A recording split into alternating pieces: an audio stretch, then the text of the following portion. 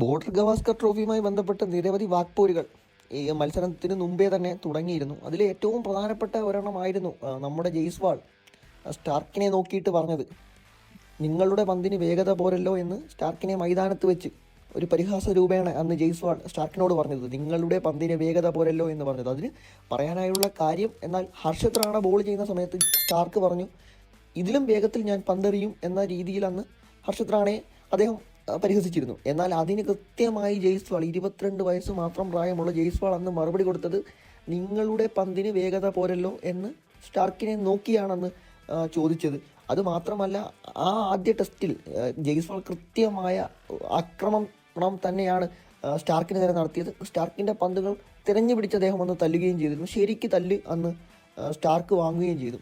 അതേപോലെ അന്ന് സ്റ്റാർക്കിനെ നോക്കി നിങ്ങളുടെ പന്തിന് വേഗത പോരല്ലോ എന്ന് പറയുകയും ചെയ്തു. അത് വലിയ വാർത്താ പ്രാധാന്യം, ഏകദേശം ഓസ്ട്രേലിയൻ മാധ്യമങ്ങളും ഇന്ത്യൻ മാധ്യമങ്ങളും എല്ലാം വലിയ പ്രാധാന്യത്തോടെ ആ വാർത്ത അന്ന് റിപ്പോർട്ടും ചെയ്തിരുന്നു. ഇപ്പോൾ അടുത്ത ടെസ്റ്റ് മത്സരം തുടങ്ങാനിരിക്കെയാണ് അടുത്ത ഒരു വാക്പോരുമായി മുൻ ഓസ്ട്രേലിയയുടെ ഫാസ്റ്റ് ബോളറായിട്ടുള്ള മിച്ചൽ ജോൺസൺ രംഗത്തെത്തിയിരിക്കുന്നത്. ഒരു 22 വയസ്സുകാരൻ പയ്യൻ നമ്മളുടെ മണ്ണിൽ വന്ന് നമ്മളെ വെല്ലുവിളിച്ചത് നിങ്ങൾ കാണുന്നില്ലേ എന്ന് ഒരു ആഹ്വാനം. ഓസ്ട്രേലിയൻ താരങ്ങൾ കുറച്ചുകൂടി വീറും വാശിയും ടെസ്റ്റ് മത്സരങ്ങളിൽ കാണിക്കണമെന്നും മിച്ചൽ ജോൺസൺ പറയാതെ പറയുന്നു.